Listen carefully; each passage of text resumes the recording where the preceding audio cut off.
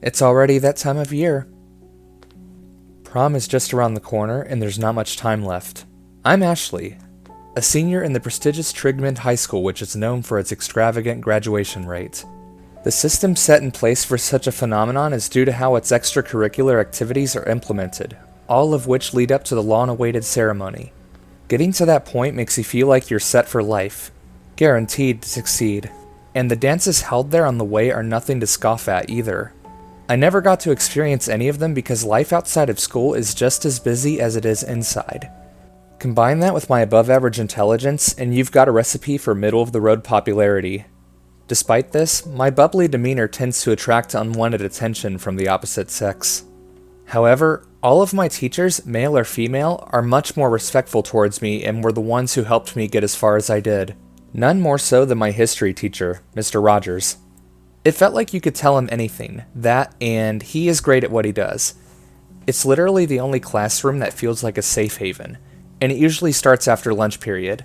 The desks are also placed together to form multiple round table-like formations, so that it would be easier to do group-related assignments. I go in on Friday, and he's beaming more than usual. Class, do I have your full attention? Good, good. I've noticed that grades were not so hot over the last month. Just because it's almost the end of the year doesn't mean it's a free ride to skate by. Now, what can I do about... Oh, incentive! I'm assigning each of you a history report along with topics to choose from, but... the student scoring the highest gets 2 tickets to prom, free of charge, and partners are allowed also. I'm so focused on Mr. Rogers speaking that I don't notice the person beside him. It felt strange, really, since I've never seen him in the classroom before. He looked to be a slightly overweight guy with unkempt black hair. The feature that really stood out was how sickly he was. You could see from miles away that he had bad hygiene. What with the boogers covering his face, chipped nails, and his breath that smelled like death. Before I forget and allow you to choose partners, this is Owen. He was in one of my earlier periods and switched to our time. He'll be with us for the remainder of the year, just like me. You give him your utmost respect, understand? We all muttered in agreement as we started choosing partners. Most in the room already knew each other, but still a good portion of the class clamored over, asking to be my partner.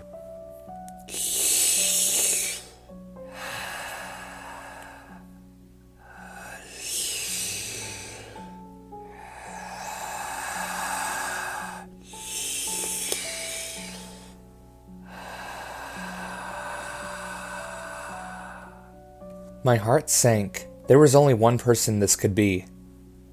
Hey, your name's Owen, right? I say after turning to meet his gaze. He was somehow able to sneak up into my personal space despite that massive frame of his. Alarm bells are ringing while at the same time it just feels right to give him the benefit of the doubt, against my better judgment. Hey, I was thinking we could use PowerPoint. Mr. Rogers' very chill when it comes to this kind of stuff. I'll start on some of the intro slides tomorrow, and do most of the talking. I'll leave the pictures to you. How's that sound? Owen responds with a small nod, while looking at me dead in the eye. Boogers sliding down his shirt while he does so. You're not up for conversation, are you? Let's just talk about the Transcontinental Railroad. It seems simple enough. I say while trying not to sound disgusted. The bell rings shortly after, and I exit the classroom the fastest I've ever done in my life. The rest of the day was spent with me wondering what in the world I got into. The only thing I could tell myself was that it was just for one project, and I won't ever need to speak to him again. He seemed harmless enough after all. What could he do in a classroom full of students? Over the weekend, I didn't really get as much done as I had hoped, especially since going back Monday was more than a little daunting, but it had to be done. However, I felt much safer when sitting with some of my friends during lunch period. That didn't stop me from feeling like I was being watched in the distance, however. I walk into class and see that there's laptops stationed at every seat. Starting today, along with Wednesdays and Fridays, I'm giving you the whole class period to work on your projects. This is almost half of your grade for the semester after all, and you have tickets on the line, so please take this seriously, exclaimed Mr. Rogers. Hey, Owen, hopefully your weekend was good and you were able to find some pictures. It's understandable if not. I mean, I overthink this stuff all the time, I say as we sit down across from each other. He reaches towards his bag for some papers like he's going to show me, but shakes his head violently and puts them back. They're just so good you want to surprise me? Okay, whatever floats your boat. Throughout the days, communication with Owen would get easier, or so it seemed. He would type away on his laptop at a respectable pace after I told him what the next plan is, or what we should add to our slides. Things didn't seem terribly bad, that is, until I noticed Owen's, habits. He would scoot closer to me when I was focused on my work. I'd even catch him on some occasion, and he'd go back to his place quickly and act as if nothing had happened. That wasn't the strangest thing either. I always seemed to hear crunching, even from when I started working with him. It was hard to understand where it was coming from until I saw him eat one of his boogers for the first time. It was hard not to notice after that. He'd sometimes let them slide to either corner of his mouth, and then use his tongue to put them in there, like that of a skink. The solid ones were his favorite. What was especially irritating is the fact the bell rang every time I'd feel brave enough to call him out. Causing more trouble for the class doesn't seem worth it anyway. It's confusing to me that no one notices this, or maybe they do and are too afraid to do anything about it. The latter makes much more sense. It got noticeably worse when the date for our presentation drew closer. I would find boogers on my lunch table, and then see him in the distance, holding his lunch tray. He would then blow a kiss once he knew I saw him. It wasn't just there either. Everywhere I usually go during the school day, there's always a booger in some way, shape, or form. He was usually not too far off behind where I found them. Just a little more, Ashley. Just a little more, and the nightmare is over. I don't have to work with him anymore. I think to myself as I nervously head into the classroom, with this day being the last before the project is due. I see that Owen's book bag has more papers inside once we get seated. Probably more references for which pictures he wants to add to our project, which thankfully is almost done on my end. There was also a tissue on the desk beside his laptop, probably to clean himself up for once. However, as the minutes drag on, it's painfully obvious that it was for a different purpose. I'd periodically look up after typing, and by the time it was halfway into the period, there were not one, not two, but at least 15 boogers piled up on it. Owen's smile was larger than life itself, and was enough to make his sagging chin cover up whatever neck he had left. Then, in one swift motion, he put all of them in his mouth and started chewing. Drool then started flowing down his cheeks onto the desk.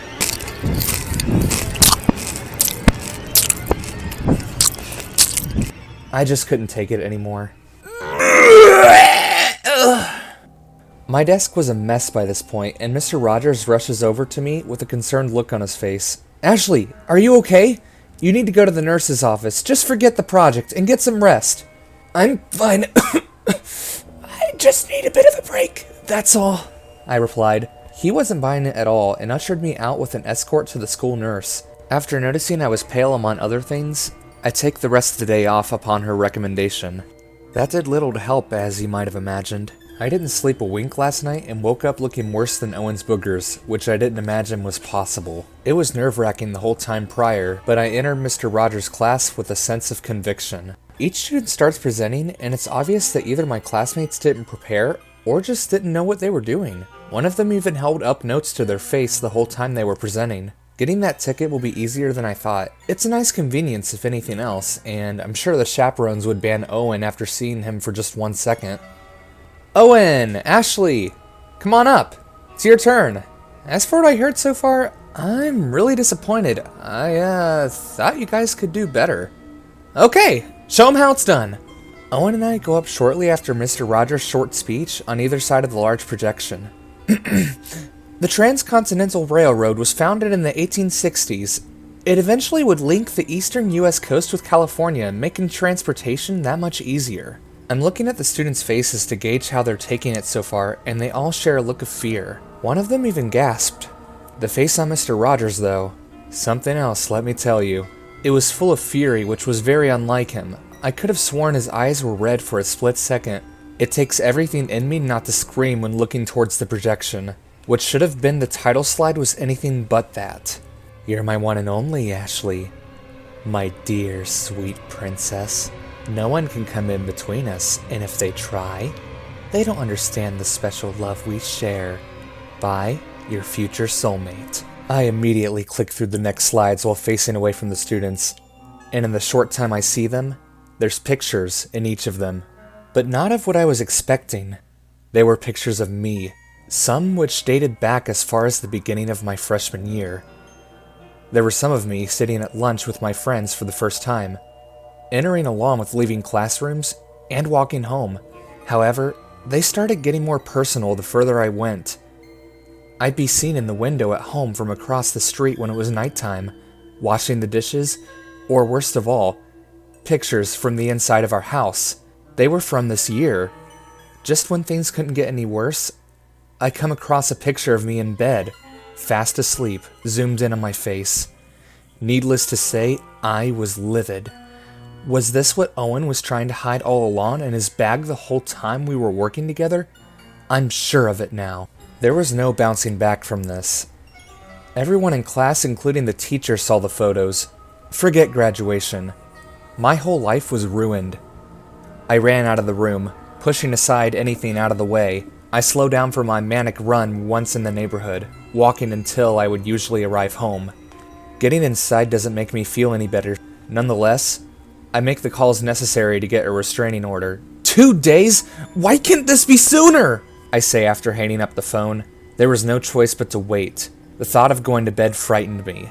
But the adrenaline wearing off, and the lack of sleep, made falling asleep that much easier. I just have to survive a little longer.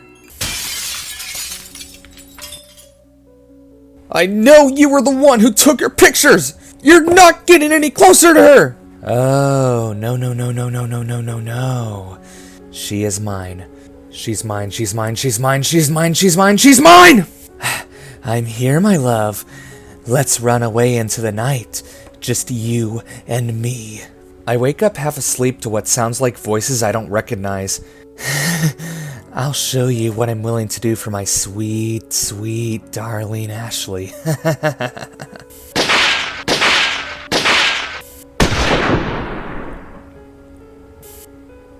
I'm fully awake by this point, and after making my way to where the gunshot came from, I see 2 shadowy figures in the kitchen, both looking like men. One is a skinny, masked individual, towering over the other with a pistol, breathing heavily. The victim was someone I recognized just by the body type alone. It was Owen, who was clutching his stomach in a miserable attempt to stop the flow of blood spurting out from the gunshot wounds.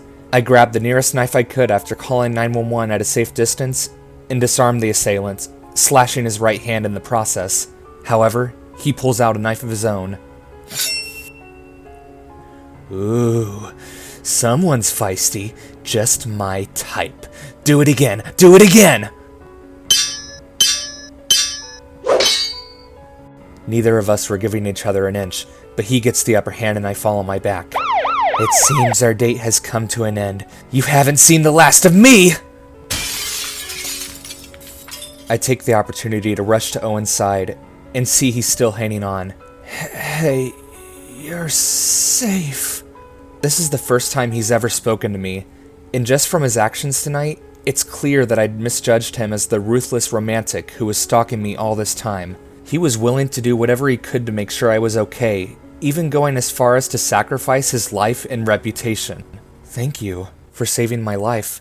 He nodded firmly one last time as we supported each other to get to the ambulance waiting outside. He's taken away to the nearest hospital, and this gives more than enough time to explain the situation to the cops. They agree that I should stay home for a week with a patrol coming to check on me. I lay bedridden, hoping Owen eventually pulls through until a Wednesday morning when I get a call from one of my classmates. Hey Ashley, I was calling to let you know that Mr. Rogers wouldn't be coming in for a while. The school had to find a replacement. Apparently it was an accident in the kitchen? Something about slashing his right hand?